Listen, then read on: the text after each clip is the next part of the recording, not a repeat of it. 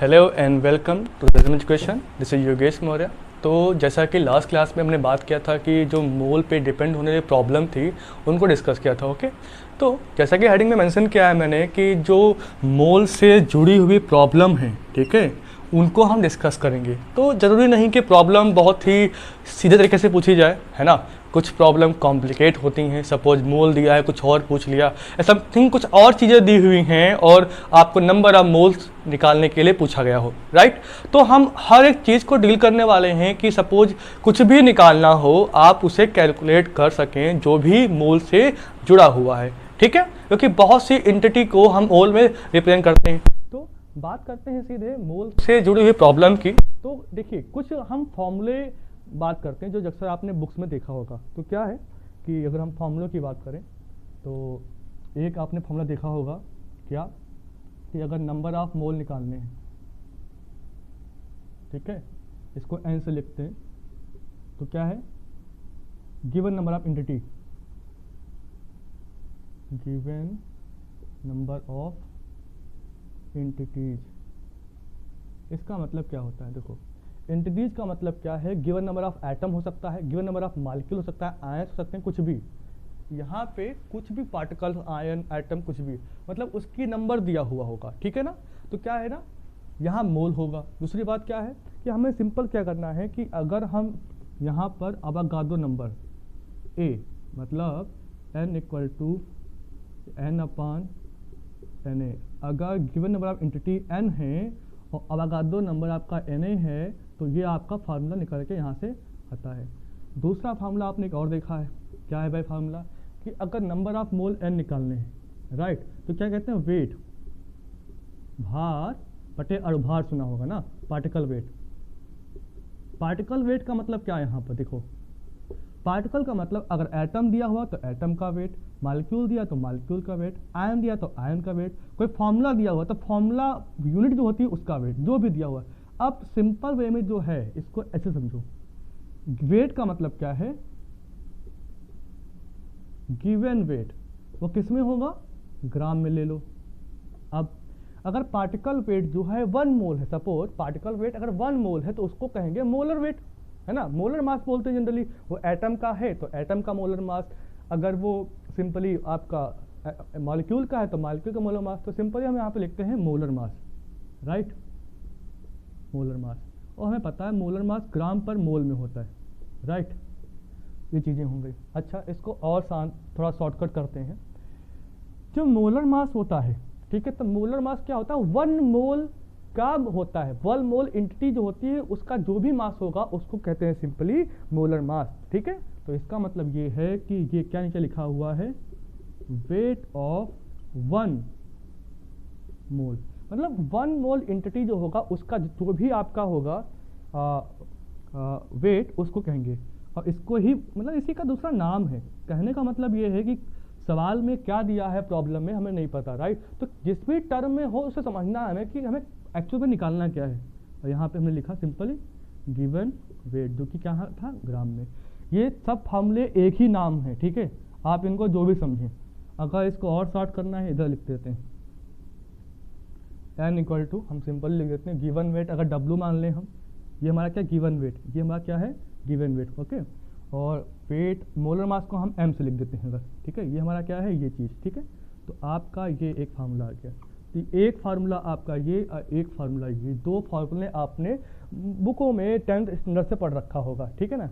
पर क्या देखते हैं कि इन फार्मूलों को की ज़रूरत हमें वाकई है, ये फार्मूले हवा में आए हुए हैं, ऐसे बना दिए गए हैं, या कि इसकी कोई फैक्ट है, क्या है। कुछ प्रॉब्लम को करते हुए इनको समझने का प्रयास करते हैं, राइट। तो प्रॉब्लम क्या है, देखो लिखा है calculate the number of moles of 14 gram N2। देखो भाई क्वेश्चन क्या है, क्वेश्चन हमारा यहाँ पर क्या है, देखो 14 ग्राम N2 जो ये गिवन है, तो 14 ग्राम जो N2 है, राइट, ठीक है, इसका क्या निकालना है हमें, नंबर ऑफ मोल निकालने। समझना, क्वेश्चन हिंदी हो इंग्लिश हो फर्क नहीं पड़ता, क्वेश्चन समझो। क्या है, 14 ग्राम N2 है, उसके नंबर ऑफ मोल n निकाल है। तो देखो प्रॉब्लम को देखने से पहले देखो कि उससे जुड़ा हुआ हमें क्या पता, हमें N2 दिया हुआ है, राइट। तो N2 को ध्यान से ऑब्जर्व करो कि हम इसको कैसे सॉल्व कर सकते हैं। सोल्यूशन क्या होगा इसका, देखो समझो। अगर पता क्या है कि देखो 1 ग्राम N2, या सिंपल हम और उसको आसान करते हैं, ठीक है। हमें पता क्या है, क्या पता है, मोलर मास ऑफ N2 कितना होता है, देखो यहाँ से वो होता है 28 ग्राम पर मोल। क्यों? क्योंकि N2 के केस में जो N2 का मॉलिक्यूलर वेट आएगा, इसका जो मॉलिक्यूलर वेट आएगा, क्या आएगा, मॉलिक्यूलर वेट वो कितना होगा, वो 28 होगा कि नहीं होगा। एक नाइट्रोजन का 14 हो गया, यहाँ मत देखो, एक का 14 हो गया तो 2 नाइट्रोजन का आप निकाल सकते हो, तो 28। अब मॉलिक्यूलर वेट जो इसका है ये एमी में होगा, इसको ग्राम पर मोल में लिखना हो तो 28, क्योंकि मोलर मास इसका है, इसी का है। तो आपको समझना क्या है, मोलर मास आप तो क्या है 28 ग्राम पर मोल। इतनी बात समझ में आ गई? ओके, तो अगर हम देखते हैं कि 1 मोल N2 का इतना है, 1, देखो मोलर मास का मतलब क्या है यहाँ पर, 1 मोल, इसी का मतलब यही हुआ ना। तो अगर 1 ग्राम N2 की बात करें, 1 ग्राम N2 में कितना मोलर मास होगा देखते हैं भैया। ओके, तो देखो क्या मैंने कर दिया यहाँ पर, समझना होगा अच्छे से इस चीज को। इसको पहले थोड़ा सा और हमें मोलर मास दिया था N2 का 28 ग्राम पर मोल था। अगर 1 ग्राम में मोल देखने हैं, 1 ग्राम में हमें इधर से यहाँ बैकवर्ड आना है, तो 1 ग्राम मतलब इसको रोको, 28 ग्राम में था तो 1 ग्राम में था, 28 भी जाएगा था और मोल जाएगा था, तो क्या हुआ, देखो 28 तो आ गया बटे में 28, ठीक है। अब ये मोल था, इसके अपान में ये ऊपर चला जाएगा, मतलब कितनी हो गई मोल, ठीक है।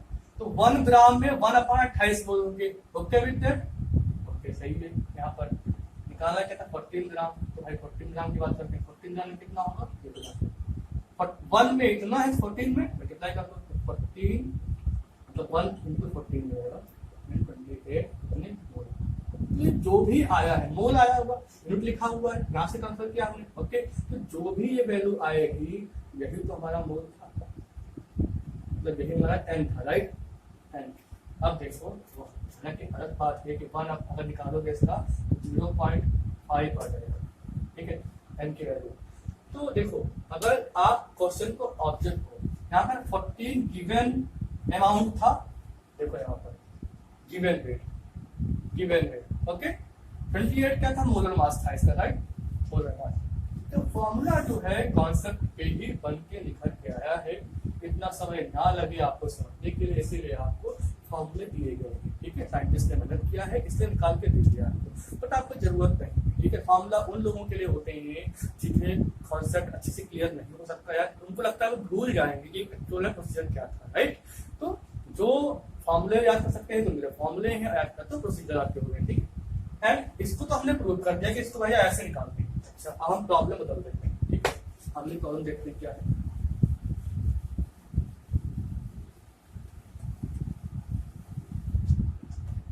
सेकंड प्रॉब्लम क्या है कि ओके, हम 5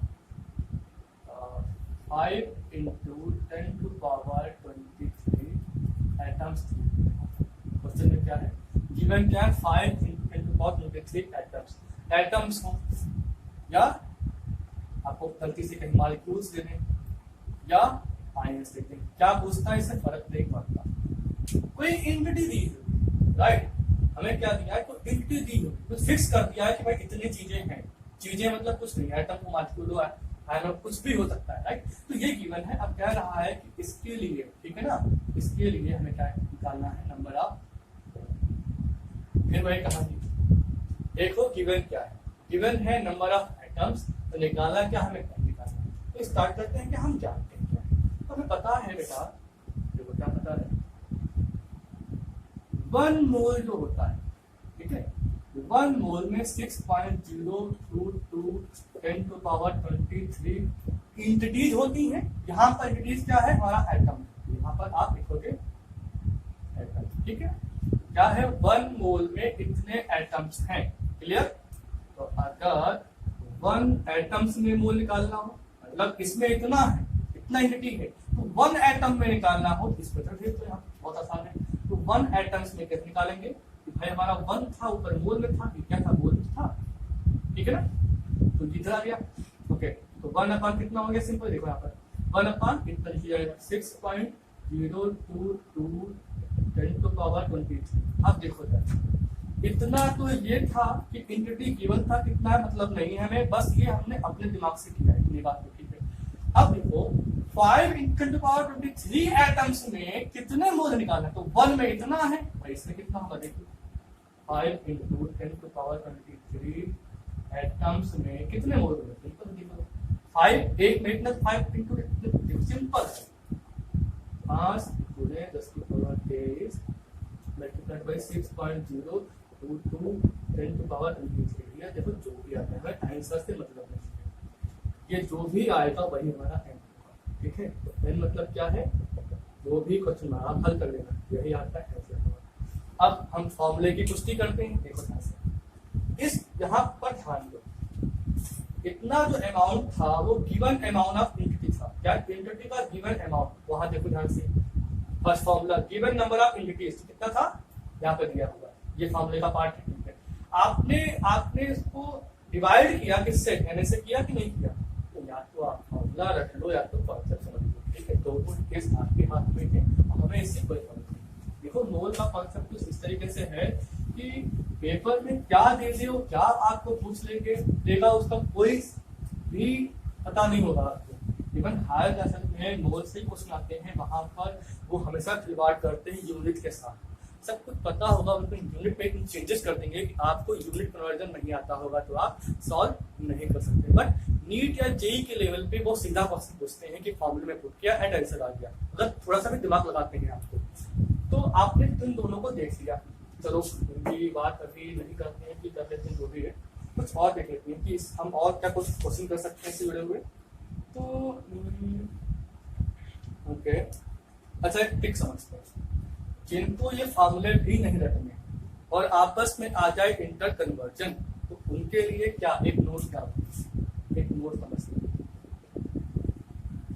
क्या है ना कि अगर मान लीजिए किसी आपके पास कोई एक्स है, एक्स मतलब एटम मॉलिक्यूल कुछ भी है आपके पास, तो आपके पास क्या गिवन क्या है, जो होता है गिवन आपके पास क्या है, देखते हैं gram of x, gram of x, x का ग्राम में, कुछ एक्स जो है ग्राम में दिया होगा, ठीक है। तो आपको निकालना क्या है, अगर एक्स किसी, एक्स का मतलब एक्स कोई कुछ है, मोल ऑफ एक्स निकालने, समझना से इसको, ग्राम दिया हुआ है किसी एक्स का मतलब ये एटम हो सकता है, मॉलिक्यूल हो सकता है, या कोई आयन है, अम्ला है, फर्क नहीं पड़ता, ठीक है। जो दिया है किसी चीज का, उसी का आपका मोल निकालना, मतलब ग्राम में कुछ दिया है, मोल निकालना है। हमें कहाँ जाना है, हमें यहाँ से यहाँ जाना, ठीक है। तो हमें क्या करना है, अगर ग्राम ऑफ एक्स दिया हुआ तो आपको सिंपल इतना याद रखना है कि अगर इसको मोलर मास से डिवाइड कर दें, देख लेते हैं यहाँ पर, डिवाइड बाय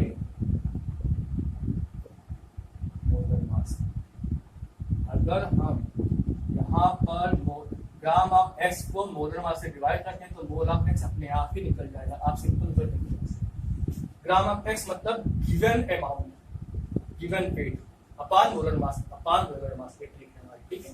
अगर आपको, आप सपोज आपके पास मोल दिया हुआ, राइट, और आपको निकालना है पार्टिकल निकालने, नंबर ऑफ पार्टिकल निकालने, मतलब अगर आपको निकालना है पार्टिकल्स ऑफ एक्स, कि भाई मोल दिया है एक्स के इतने मोल हैं, उसमें कितने पार्टिकल, क्वेश्चन क्या है, एक्स में कुछ मोल हैं, तो एक्स के एन मोल हैं, और उस एन मोल एक्स में पार्टिकल की संख्या क्या होगी, अगर ऐसा कुछ ना, यहाँ से यहाँ जाना होगा।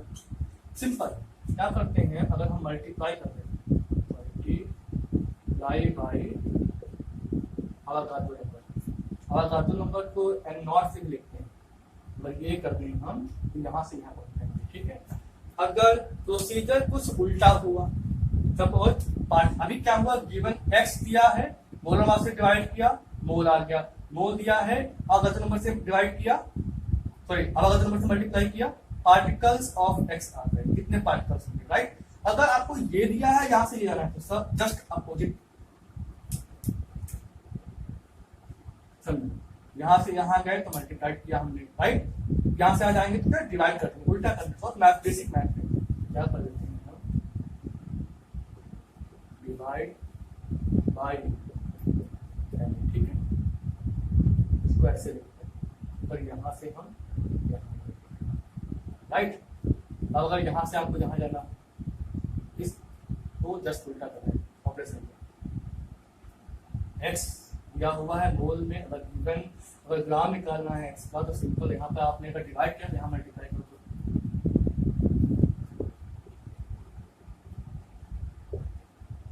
Multiply by molar.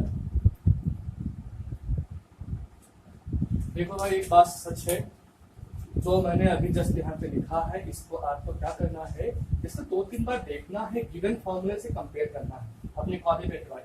बेस्ट तरीका ये होता है, हालांकि नोट्स प्रोवाइड करने वाले करेंगे आपको साइट पे मिल जाएगा, बट क्या होता है ना, बेहतर स्टूडेंट वो होता है जो नोट्स को अपनी हैंड राइटिंग में साथ साथ बनाता है, ठीक है, क्योंकि वो आपके लिखावट है उसे आप समझते हैं अच्छे से। तो बेटर ये होता है कि खुद के नोट्स बनाओ, जितना समझ में आ रहा है जितना मिल रहा है वो लिखो, लिखना बहुत जरूरी है, केमिस्ट्री में लिखना पड़ेगा आपको। तो इसको आप गिवन फॉर्मूले जो यहाँ पे दिए हुए थे उनसे कंपेयर करना, आप समझ जाओगे कि ट्रिक क्या है ना।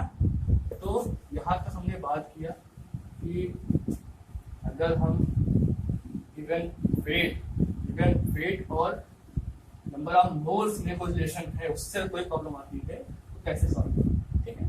तो अगर हम इसके आगे बढ़ते हैं कि देखते हैं कि एक से पानी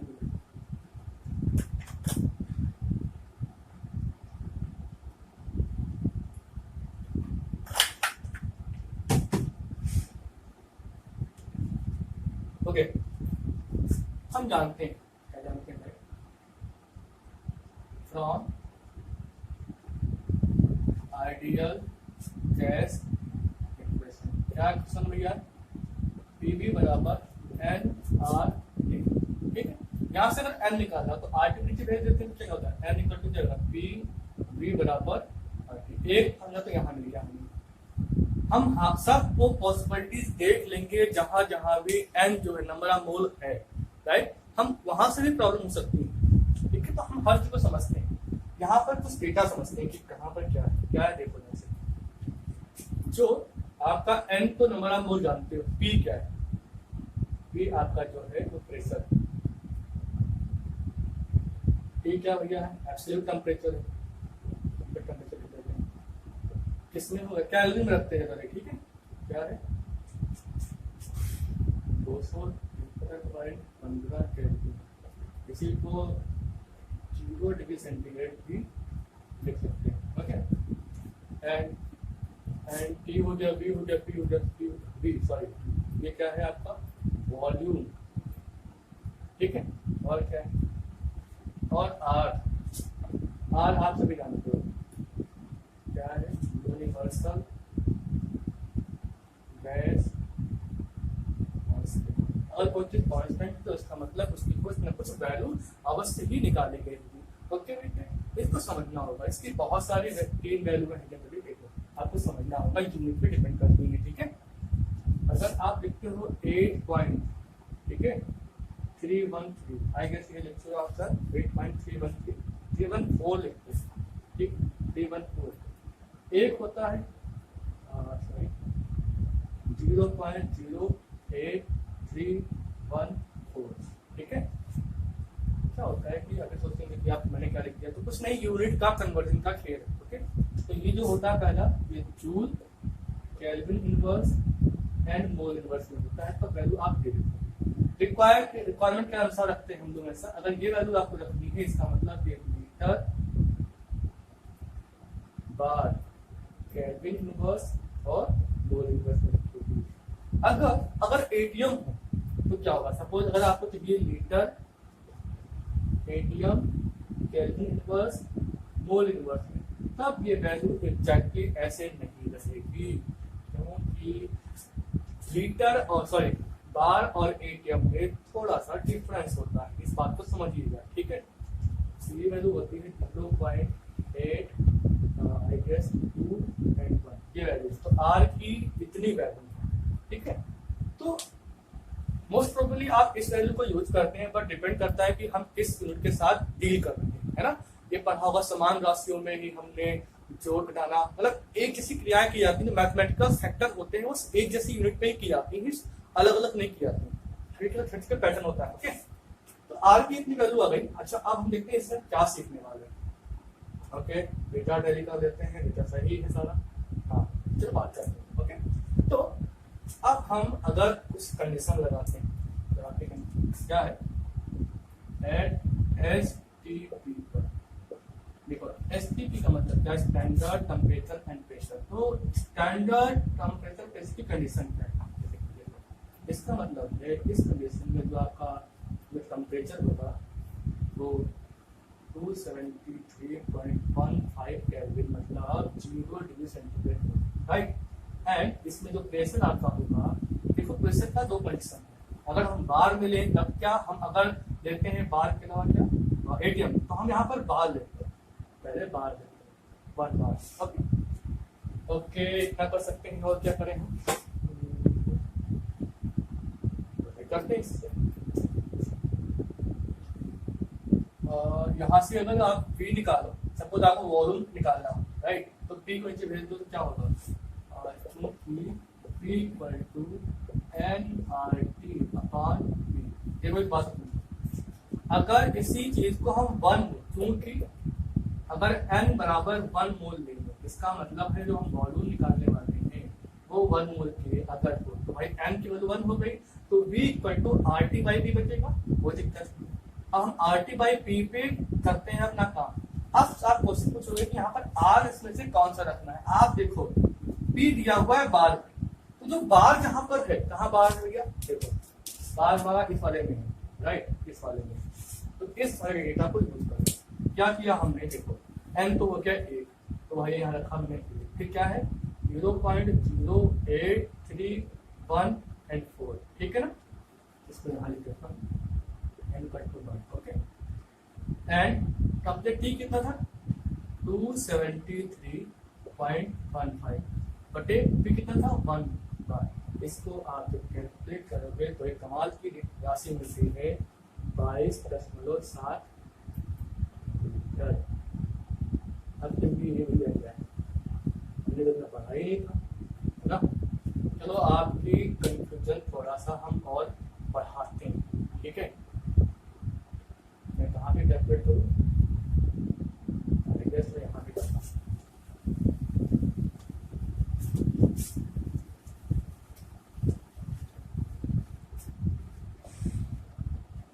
सेकेंड केस अगर हम कहते हैं, केस नंबर क्या था 1, ये केस फर्स्ट था। अगर हम केस सेकंड डिस्कस करें इसी के लिए, तो केस सेकंड क्या हो सकता है, तो हम केस क्या है एस टी पर, एस टी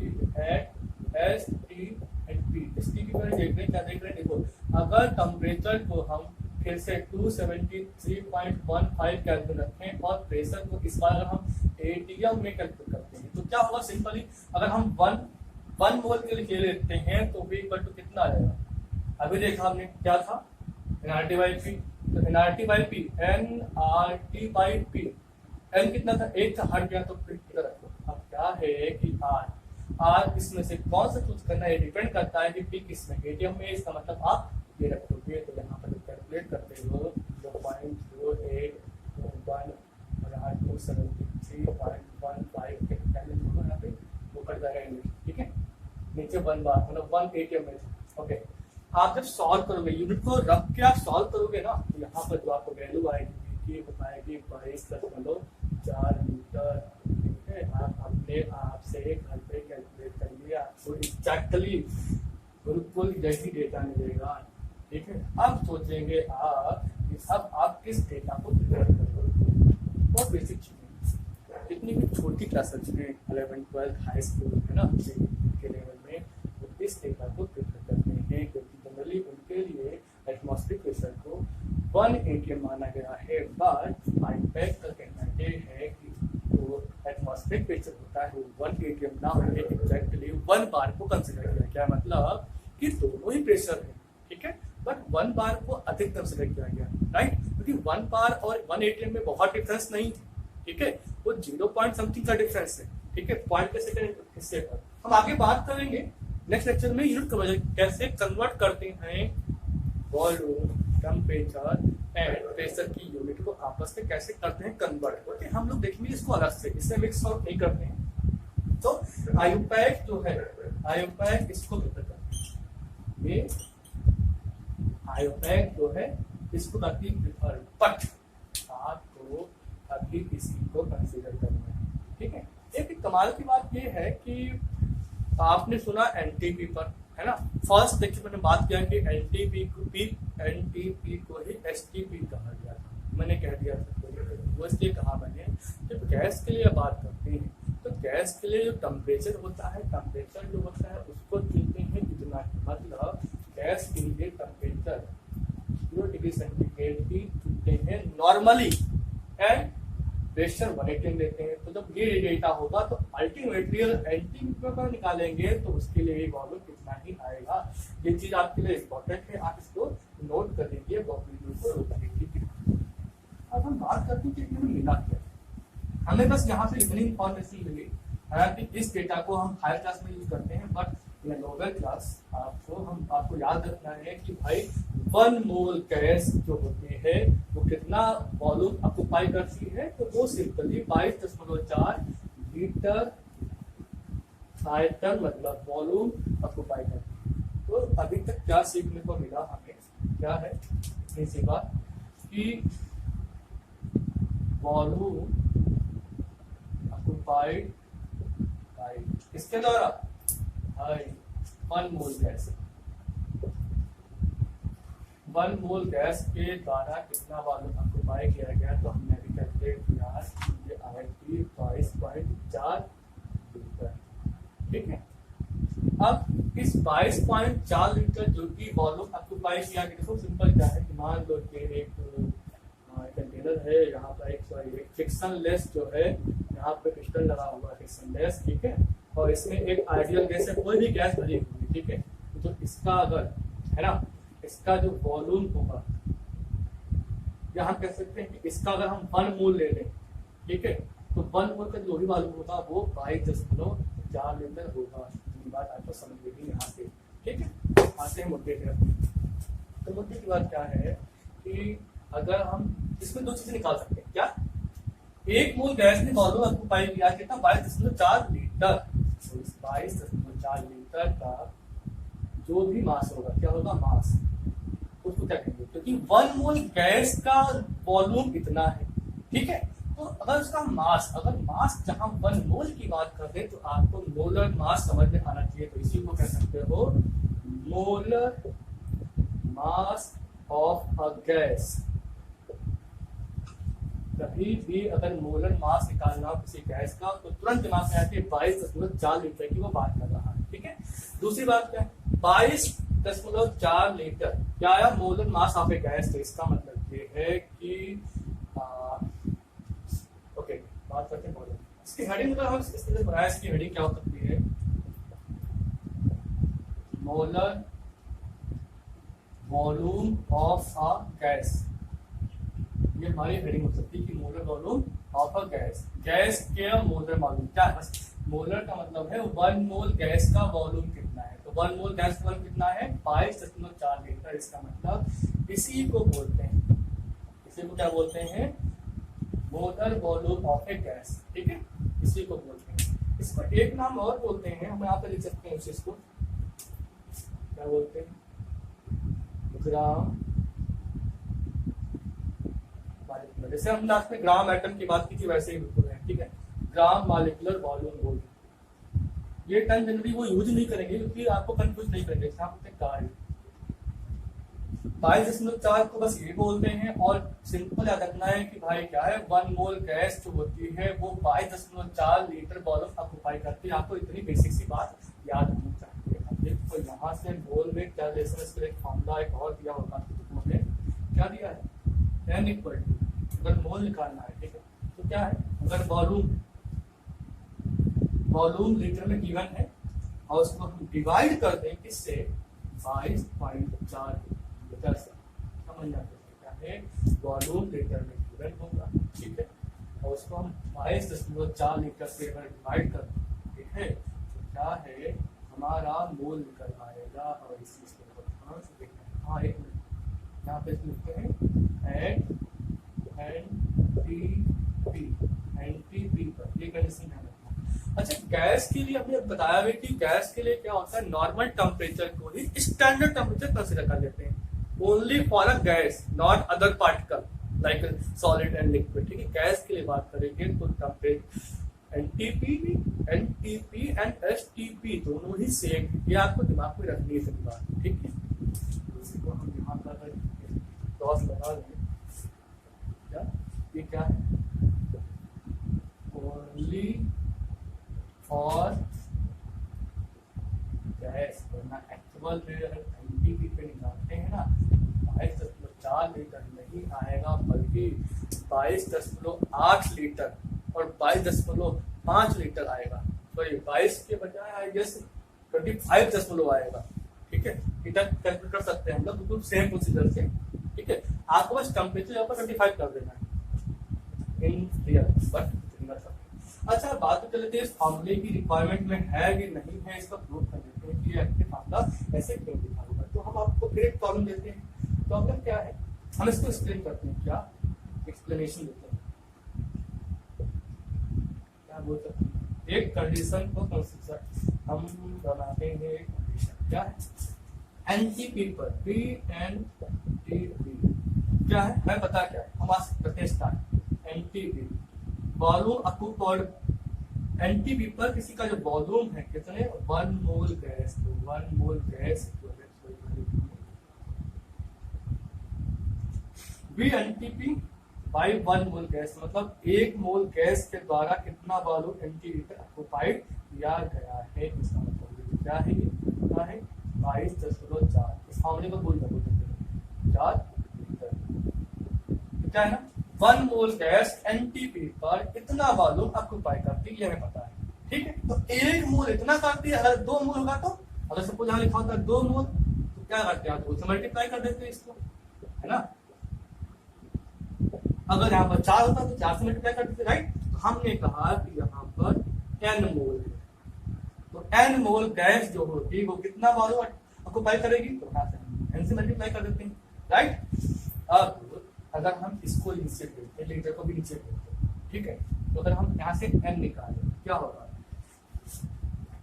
होगा, कि एनटीपी पे जो भी वॉल्यूम दिया होगा तो V at NTP divide by क्या है 22.4। ठीक है, इतनी बात आ जाएगी। और यहाँ पर जो भी आंसर होगा, ये तो n मोल के लिए था, यहाँ तो इसलिए मोल होगा। ठीक है, और यहाँ ये वॉल्यूम लीटर में था, लीटर ले लो, इस लीटर में ले लो, ये कट जाएंगे। सिंपल क्या आ गया कि n इक्वल टू जो है V N T P upon 22.4। इतनी सी बात ये है। यहाँ ये फॉर्मूला भूल गया। ये फॉर्मूले आपको इसलिए बता रहे हैं क्योंकि इसमें क्वेश्चंस आते हैं। ठीक है, तो एक क्वेश्चन रास्ते कर लेते हैं इसके ऊपर। तो चलो बात करते हैं।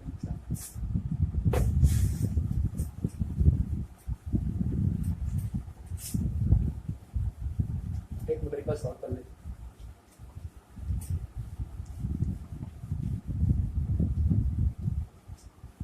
इस चैप्टर को लेक्चर्स को एक बार नहीं आप बार बार देखिए, जब तक हर एक चीज आप सोच ना सकें तब तक आप इसका स्टॉप मत कीजिए। क्वेश्चन की बात करते हैं। क्वेश्चन देखते हैं क्या दिया हुआ है। नंबर ऑफ मोल निकालना, कैलकुलेट का m निकालना है। ठीक, क्या दिया हुआ है हमें, if the volume calculate the number of moles if the volume occupied by Cl2 at STP is, क्या कह रहा है, volume occupied by Cl2 at STP is, कितना लिख देता हूँ, कितना दिया हुआ क्वेश्चन में 45.4 लीटर।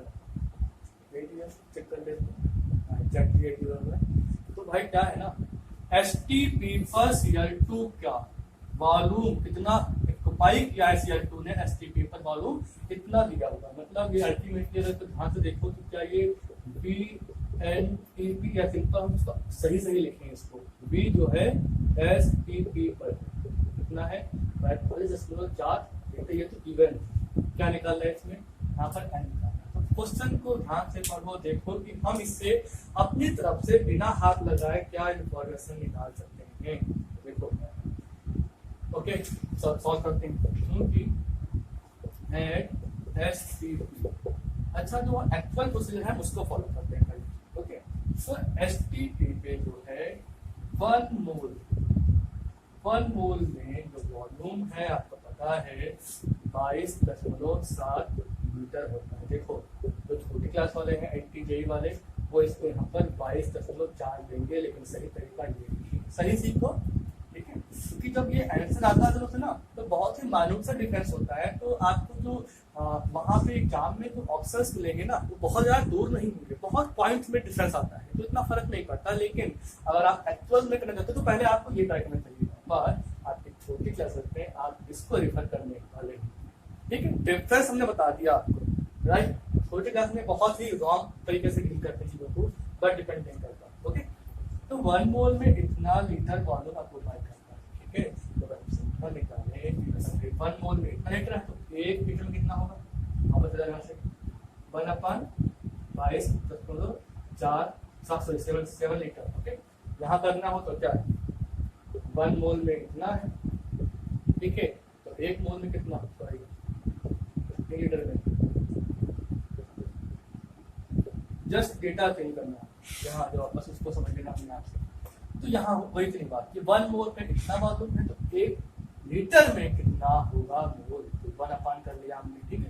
फिर क्या दिया होता है कि भाई 45.4 लीटर था सिंपल, तो क्या है कि अगर 1 में इतना है तो 45.4 लीटर में कितना होगा, आगे वापस 45.4 अपान 22.7 लीटर। अगर आप कैलकुलेट करोगे तो ये आपको आएगा आई गेस 2 टाइम्स। तो ये हमारा क्या है, ये हमारा सिंपल कितना आसान है, ठीक है। यही डेटा हमारा क्या था, या तो फॉर्मूले का इस्तेमाल करो तो फिर दिमाग का इस्तेमाल करो, फर्क पड़ता है कि आप किसका इस्तेमाल करते हैं। यहाँ पर हमें कुछ प्रॉब्लम देखिए, अच्छा यहाँ पर भी मोल ओवर नहीं होता है, इसलिए हम हर एक कॉन्सेप्ट पे एक पूरे पर डिस्कस कर रहेंगे। अगर आप थोड़ा सा भी टाइम निकालते हैं तो लेक्चर को देखिए, समझिए, उसके बाद इससे जुड़े हुए जितने भी प्रॉब्लम मिलते हैं आप उसको ट्राई कीजिए, क्योंकि वो बहुत जरूरी है। अगर आप न्यूमेरिकल नहीं लगाएंगे क्योंकि इस चैप्टर में सबसे बहुत इंपॉर्टेंट टॉपिक जो है मोल, ठीक है। इसलिए मोल तक पहुंचने से पहले हमने जो भी छोटे टॉपिक थे उनको बहुत ही डिटेल में डिस्कस किया था कि आपको प्रॉब्लम क्रिएट ना हो, ठीक है, समझने के लिए, ज्ञान के लिए भी और अपने एग्जाम के लिए भी, ठीक है। तो बात करते हैं आगे। तो बेसिकली अब तक जो भी चीज़ें हमने सीखी उसको हम एक जगह पर नोट कर लेते हैं। ओके बात करते हैं, क्या नोट करते हैं, क्या सीखा, मोल के कितने कितने टाइप में आपने देखा, किसके साथ उसका रिलेशन था, उसकी बात करते हैं। तो बेसिकली क्या था, m बराबर आपने वेट अपान पार्टिकल वेट की बात की, मतलब मोलर मास की बात की, ठीक है। Given weight and molar mass given नहीं कहते हैं, ठीक है। उसके बाद पार्टिकल के टर्म में क्या लिखा है, गिवन नंबर ऑफ एंटिटीज, मतलब उसको n ले लें, given number of entity n हो गई, और यहाँ पर क्या था, यहाँ पर था अवागाद्रो नंबर, दूसरा क्या था बोल रहा फॉर्मूला, एक और था हाँ VNTP। क्वेश्चन में आपको NTP का जिक्र करेंगे, STP का जिक्र नहीं करेंगे, वो क्योंकि आप कंफ्यूज ना हो इसलिए। और जब इसकी बात की जाए तो आप समझ लेना कि 22.4 लीटर रखना है। अगर STP की बात करें तो आपको 22.7 लीटर ही रखना है, इतनी बात आपको ध्यान में रखनी चाहिए, ठीक है। और यहाँ से आप 22.4 लीटर लेंगे, ठीक है। और दूसरी बात एनआरटीज निकाले, अगर पीवी बराबर भी लिखा है एनआरटीज निकाले तो क्या हो गया, पीवी इक्वल टू आरटी, मतलब कि आपको 4 रिलेशन है जो आपस में जुड़े हुए हैं, इससे भी आपकी बहुत सारी प्रॉब्लम सॉल्व हो जाएंगी। ये आपका ब्रह्मास्त्र है, जब कुछ ना चले तो हमें ये चलाना है, इतनी बात आपको याद रखनी है, ठीक।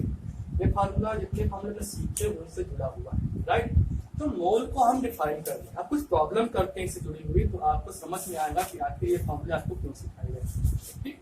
क्वेश्चन में देखता हूँ, पानी दे देता हूँ।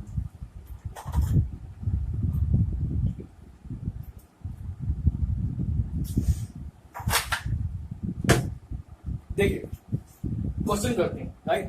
क्वेश्चन करने से समझ में आएगा कॉन्सेप्ट की है क्या, ओके। हालांकि इतना न्यूमेरिकल पॉसिबल नहीं है करने का, लेकिन फिर भी हम टाइप ऑफ क्वेश्चन तो देख ही सकते हैं, इतना तो बनता है हमारे हाथ में, ठीक है।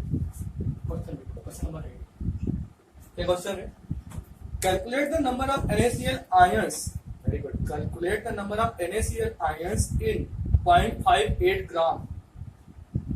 क्या है, नंबर ऑफ आयंस निकालने, number of NaCl ions in 0.585 बहुत आसान तरीका है, नंबर ऑफ NaCl आयन निकालने हैं और 0.58 ग्राम। देखो सिंपल क्वेश्चन देखिए, आप देखते हैं गिवन क्या क्या हमें इस क्वेश्चन में दी जाती है, उस पर दिमाग लगाना। नंबर ऑफ NaCl आयन निकालना है, मतलब ये n की बात कर रहा है। नंबर ऑफ पार्टिकल, मतलब पार्टिकल निकालना, कितने पार्टिकल है ना, क्या निकालना है, नंबर ऑफ, मतलब ये हो गया, ये आपका हो गया n, ठीक। फिर इतने ग्राम, मतलब ये पार्टिकल वेट हो गया, मतलब गिवन वेट है, गिवन वेट क्या हो गया आपका 0.585 ग्राम, ठीक है। अब जो n है, n दिया हुआ कितना बताइए, नहीं निकालना। अब आपको दिमाग लगाना है, गिवन वेट का मतलब ये इससे बात कर रहा है, राइट। n निकालना तो इससे बात कर, क्या है ना, इस लेसन और इस लेसन का यूज करो, आपको दिमाग नहीं लगाना, बस थोड़ा सा दिमाग लगाना है।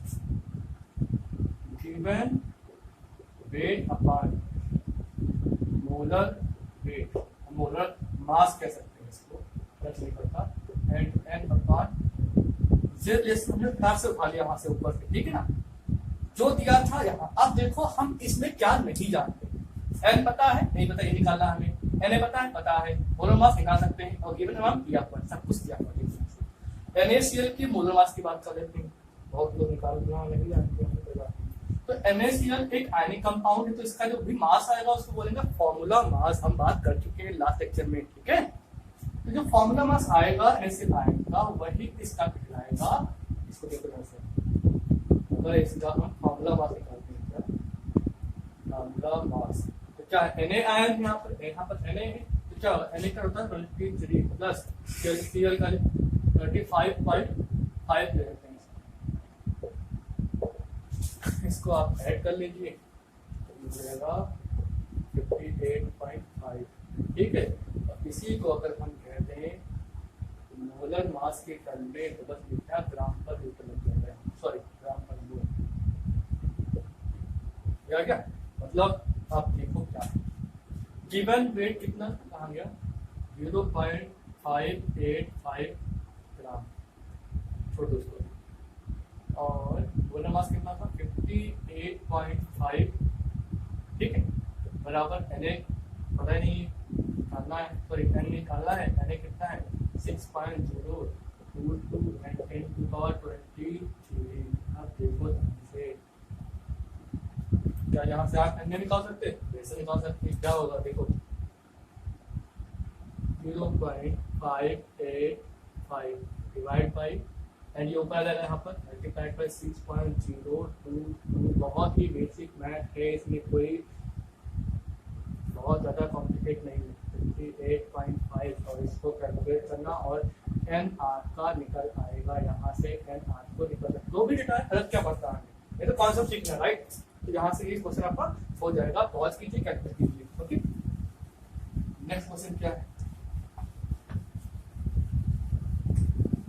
ये सारे क्वेश्चन आपके नीट के लेवल के, ठीक है, इनको हल्के मत दीजिएगा, वरना लोअर कॉन्सेप्ट क्वेश्चन लगता है पढ़ने पे कि हाँ हमें कुछ आता है, करने बैठो तो आप नहीं कर पाते हो, पेन आपका रुक जाता है, ठीक है। अब क्या है, calculate the amount of CO2 gas which contains 5.6 litre at STP, तो आप NTP समझो इसको, मैं आपको क्वेश्चन पढ़ के देख देता हूँ आपको, calculate the amount of CO2 gas, okay, amount of CO2 gas निकालना है, और जिसके पास 5.6 लीटर है STP, तो मतलब क्वेश्चन में क्या है, पढ़ोगे समझ जाओगे, क्या मैं लिख दूँ क्या, आप सुन लो एक बार, ठीक है, आप लिख लें, calculate the amount of CO2 gas which contains 5.6 litre at STP। अब आप कहेंगे कि सर ने बहुत जल्दी बोल दिया, तो क्या है, आप पहुंच करो वीडियो आराम से, ओके। देखते हैं क्या है, तो निकालना है वेट ऑफ CO2, है ना। पहले आपको पता समझना है, वेट ऑफ CO2 को कैलकुलेट करना है बेसिकली। और दिया क्या, C दिया, कहाँ पर, NTP पर। कितना दिया वो देख लेते हैं, क्वेश्चन की बात है। 5.6 लीटर दिया हुआ। अब देखो वेट ऑफ CO2 दिया हुआ है, सॉरी वेट ऑफ CO2 निकालना है, एंड V दिया हुआ है NTP पे। हम इसमें अपना कौन सा दिमाग लगा सकते हैं उसको देखते हैं। वेट दिया हुआ है, सॉरी निकालना है, मतलब इसकी बात करें इस वाले चीज, ठीक है ना। और V यहाँ पर NTP, मतलब अब लेसन देखना है इसमें और इस फॉर्मूले में, ठीक है। तो लिख लेते हैं क्या है, given weight upon molar mass बराबर VNTP और 22.4। बेसिकली क्या करता है, ये दिया हुआ 5.6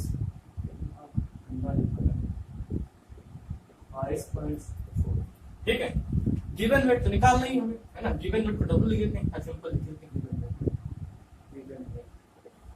मोलर मास कितना होता है, CO2 का निकाल रखा है यहाँ पर, C का कितना होता है मोलर मास, C का हो गया 12 एंड 32, मैं कैलकुलेट नहीं कर पाओगे 44 हो गया, है ना मोलर मास। तो ये हो गया 44। अब क्या करना है आपको, बेसिकली इसको यहाँ भेज दो, गिवन वेट कितना आएगा,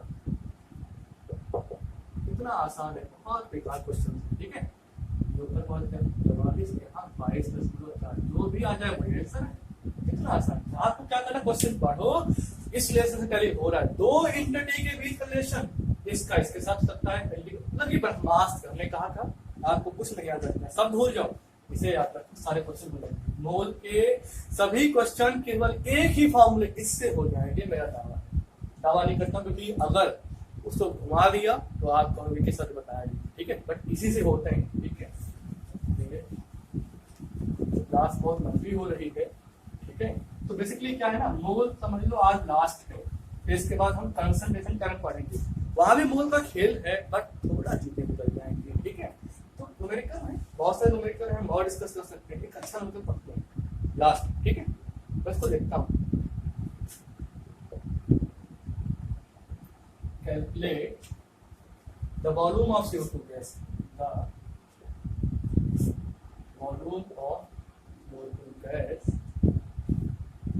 produced when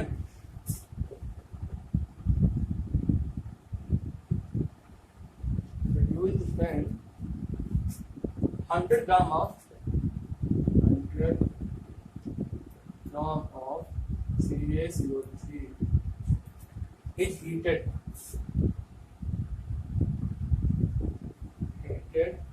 at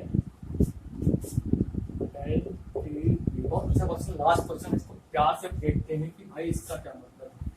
क्वेश्चन को बहुत ध्यान से पढ़ो, क्या कहा है कि CO2 गैस का वॉल्यूम बता दो, वो कब निकली है, जब हमने CaCO3 को NTP पर हीट किया है। तो पहले हम CaCO3 को हीट करते हैं, बस हीट करोगे तो बनेगा CaO और CaCO2 रिमूव हो जाएगी, करने ऐसा नहीं होगी। अब देखो CaCO3 को हीट किया, CaO बना CO2। प्रॉब्लम में एक क्वेश्चन नया बन सकता है, क्या बन सकता है कि बताओ कैलकुलेट करना है, ठीक है, कैलकुलेट कर सकता है, इसका ग्राम पूछ सकता है क्वेश्चन, अभी हम यही दिया हो उसकी बात क्या। देखो इसको मैंने क्या किया, हीट किया और यहाँ पर अब इसके बारे में बात नहीं करेंगे कितना क्या करेगा। अच्छा सिंपल, अगर इसके हम मॉलिक्यूलर वेट पर मोलर मास निकालते हैं, तो कैल्शियम और कैल्शियम का मोलर मास निकालते हैं, तो जाएगा आपका 100 ग्राम, इत्तेफाक से उतना ही आएगा, कोई डाउट इसमें नहीं है, आएगा 100 ग्राम। देखिए समझते हैं, 100 ग्राम इत्तेफाक से इसका आता है, इसका आपका CO2 का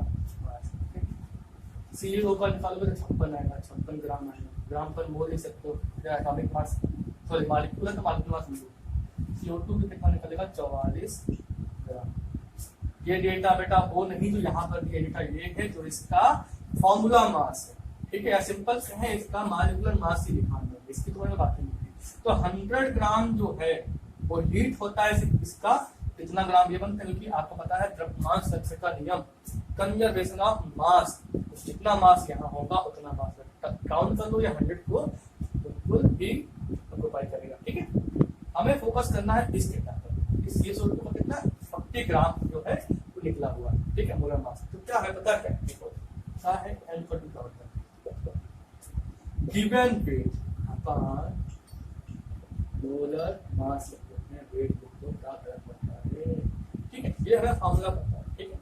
अब देखो ध्यान से क्या रखेगा, गिवन वेट कितना है इसका अगर निकाले सिंपल तरीके से, देखो क्या ये calculator volume of fluid, volume of fluid दिया हुआ राइट, तो अगर एन निकाले कितना होगा 40, ठीक है, 40 और 40 मोलर मास कितना होगा, या आपको बहुत एक तरीका होता है सिंपल समझने का, अगर रिएक्शन के फॉर्म में दिया है तो आप सब कुछ भूल जाओ।